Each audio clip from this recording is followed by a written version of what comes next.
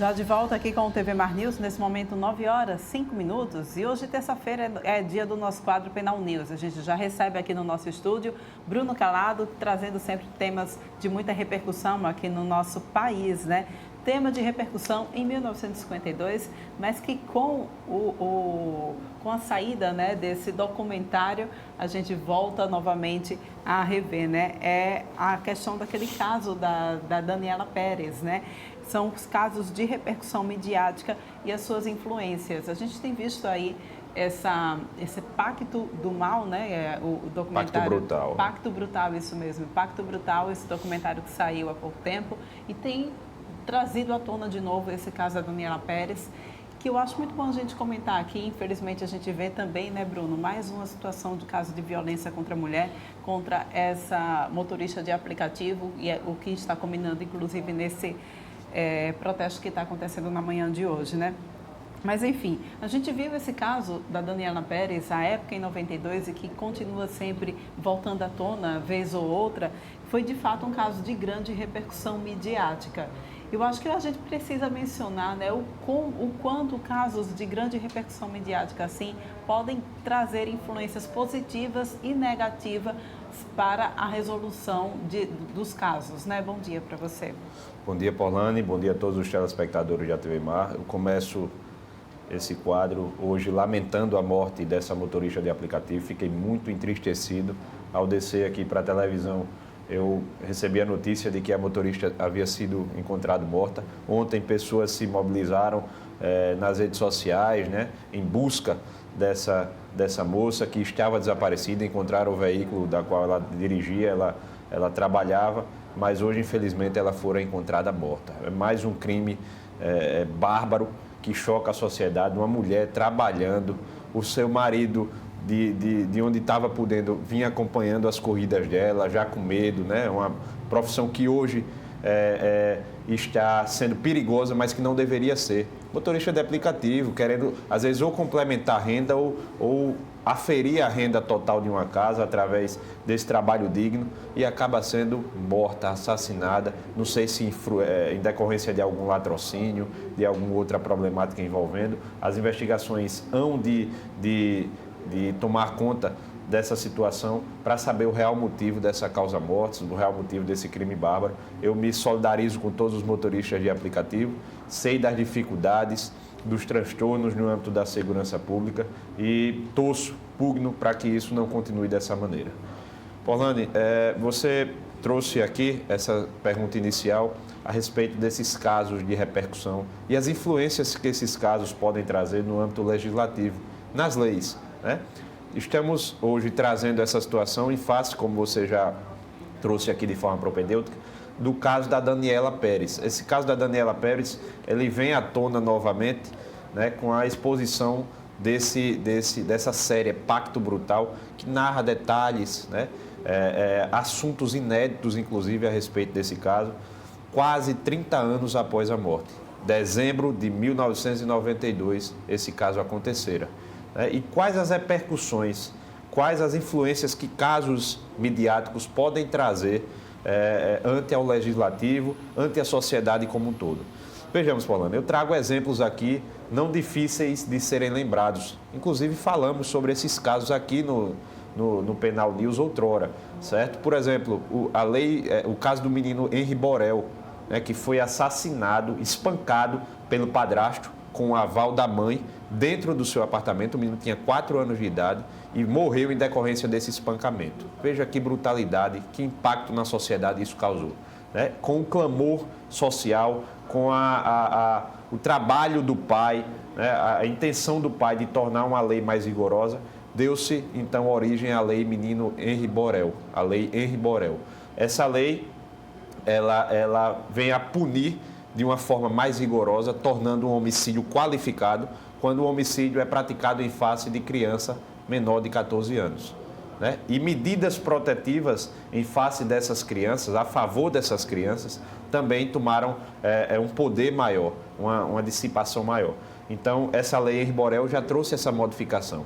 Menores de 14 anos, quando assassinados, logo de pronto, não se passaria mais por um homicídio simples, e sim um homicídio qualificado.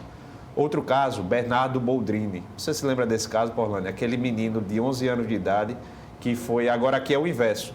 No Henri Borel foi o padrasto e a mãe. Nesse caso foi o pai e a madrasta. O pai e a madrasta também assassinaram brutalmente esse garotinho de 11 anos de idade, Bernardo Boldrini, à época, e a causa-morte foi detectada uma overdose medicamentosa, proposital, dolosa. Né? Então ele passou por uma overdose medicamentosa e foi morto, morreu.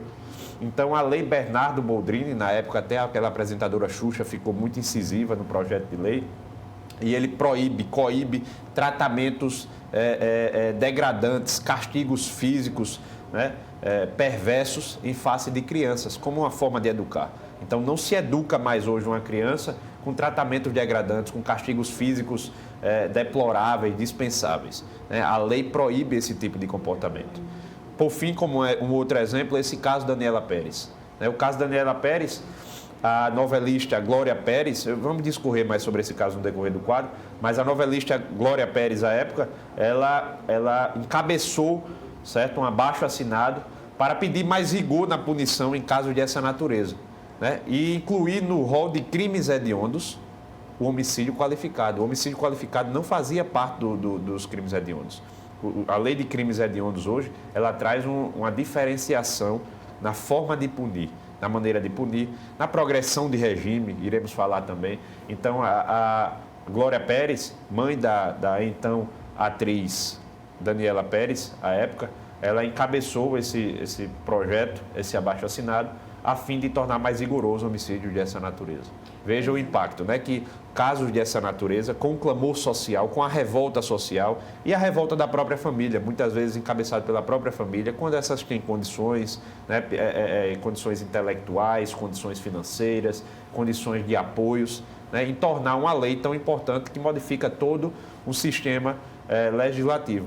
E até hoje, o caso Daniela Pérez, ele atinge o legislativo de uma forma positiva, que tornou o crime de homicídio qualificado um crime hediondo.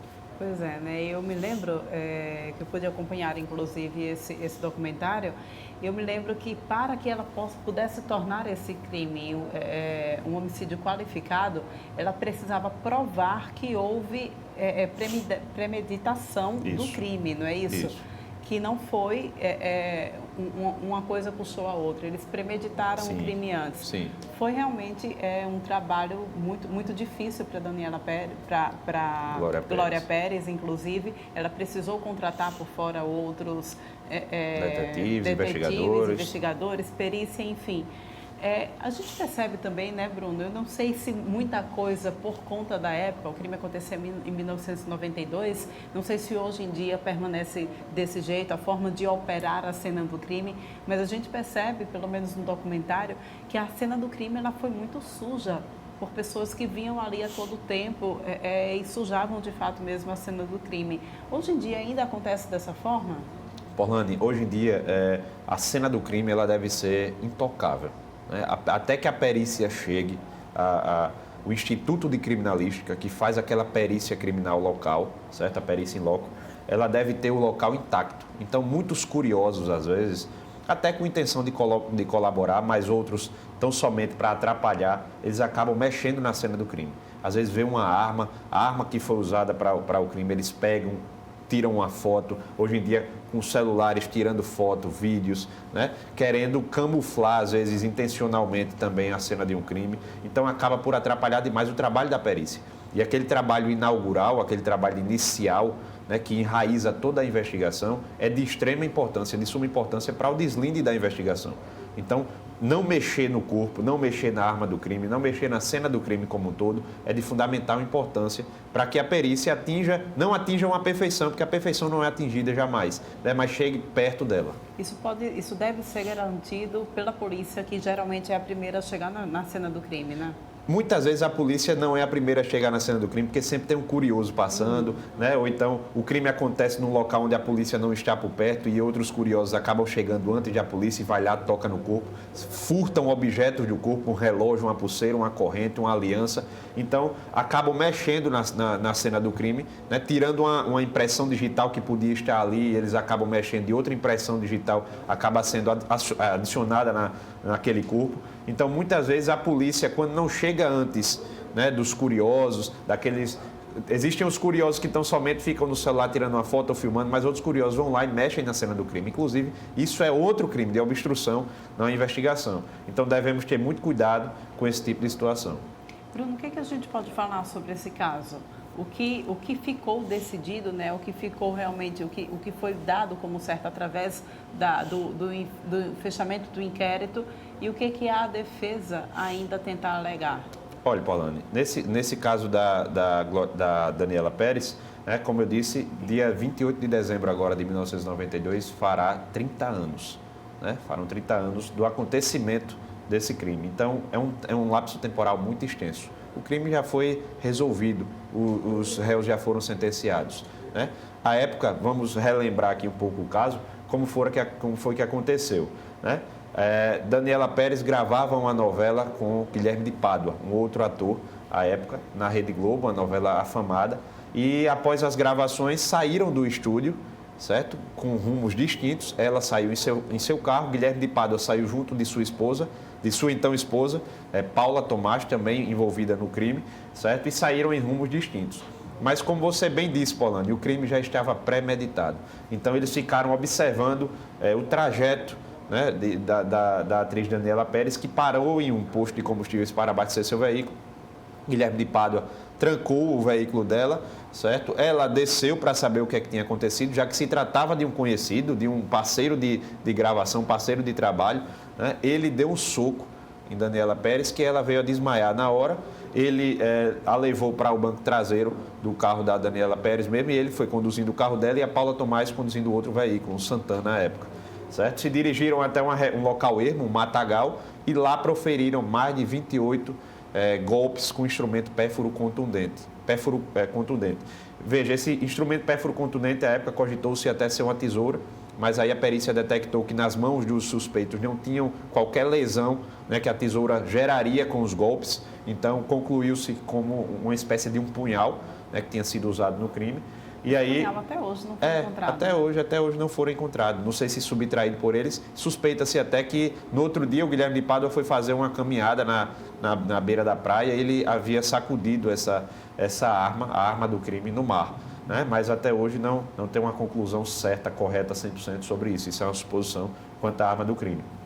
Então, como você bem disse, o crime tinha sido premeditado. É tanto que um advogado, à época, tirou foto dos dois veículos nesse local ermo, suspeitou desses dois veículos nesse local ermo e tirou foto, inclusive, da placa do Santana, pertencente ao Guilherme de Pádua. No outro dia, a polícia localizou esse Santana, pertencente ao ator, e a placa havia sido modificada. Era OM 1115, alguma coisa assim, e estava LM 1115. Ele tinha, com fita isolante, tentado burlar a real numeração e letreiro da placa do veículo.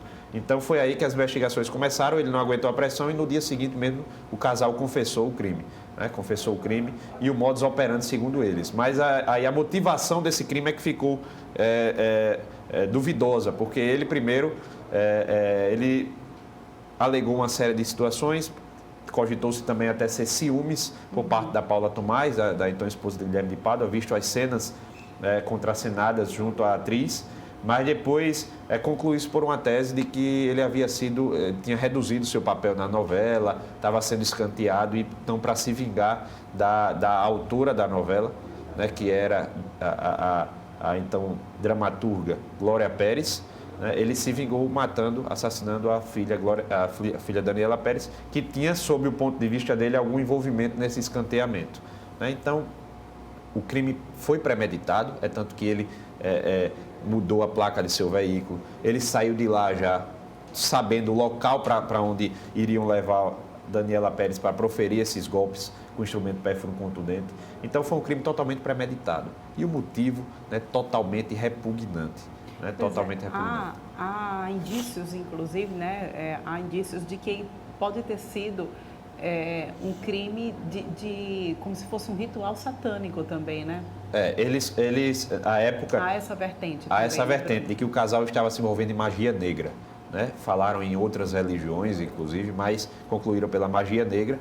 E não há outra justificativa, Polani, senão a psicopatia ou a introdução de uma magia dessa natureza para ceifar a vida de uma de uma atriz em ascensão, no ápice de sua carreira, né, com 22 anos de idade, ceifar dessa maneira tão cruel. Pois é um caso de grande repercussão nacional. Aqui a gente vê esse caso de repercussão local também, com essa vítima, né, motorista de aplicativo, Amanda, que foi morta também. Você passou para a gente os benefícios de a gente ter casos de repercussão nacional, como, por exemplo, a mudança na legislação. Mas existe algum malefício que esses casos de grande repercussão midiática podem trazer também para o judiciário, Bruno? Sim, Polane, tem malefícios que a mídia pode trazer também, assim como os benefícios. Trouxemos agora exemplo de benefícios e trazemos exemplo de malefícios com o caso Boate Kiss, por exemplo. Veja o quanto a mídia influenciou, inclusive os jurados que julgaram aqueles réus, né? E agora o julgamento fora anulado.